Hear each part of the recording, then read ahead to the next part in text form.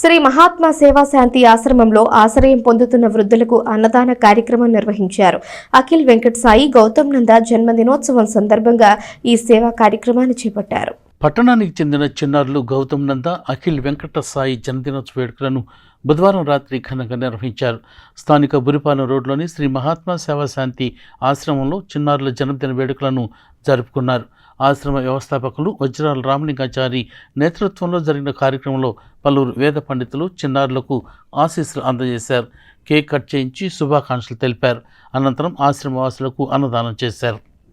15వ పుట్టినరోజు, అదేవిధంగా బాబు గౌతమ్ ఆనంద్ పుట్టినరోజు సందర్భంగా 4వ పుట్టినరోజు సందర్భంగా ఈరోజు గాంధీ ఆశ్రమంలో జన్మదిన వేడుకలు జరుపుతున్నాం. వాళ్ళ తల్లిదండ్రులు ఎంతో ప్రేమగా ఇవన్నీ అకామిడేషన్ చేశారు. అట్లాగే అఖిల్ వెంకట సాయి షిర్డీలో ఉన్నారు. వాళ్ళ తాతయ్య గారు అమ్మమ్మ గారు ఇక్కడికి వచ్చి గాంధీ ఆశ్రమంలో ఈ యొక్క ఏర్పాట్లు సేవా కార్యక్రమం చేస్తున్నారు. ఎందుకు చెప్తున్నానంటే ఇవాళ చాలా మిరాకిల్, వాస్తవానికి ఇది మిరాకిల్. నేను మా ఆటో రాజుతో ఒక మాట అన్నా, కోటేశ్వరరావు నాకు ఒక మాట చెబితే బాగుండేది అన్నా. ఎవరన్నా అరేంజ్ చేసామని వచ్చి కూర్చోగానే వేద పండితులు ఫోన్ చేశారు. ఆచార్య గారు మీరు ఎక్కడున్నారు, మీరు ఆశ్రమానికి రండి, బర్త్డే గ్రీటింగ్స్ ఇద్దామన్నా. వెంటనే వచ్చారు.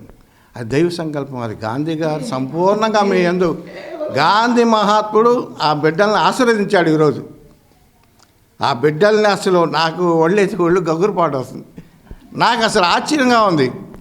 వారు సామాన్యంగా బయటకు వచ్చేవాళ్ళు కాదు, నియమానిష్ట గరిష్ఠులు. యజ్ఞం మంచి చెడు తప్ప ఎక్కడికి రాదు, నా దగ్గరగా వస్తుంటారు.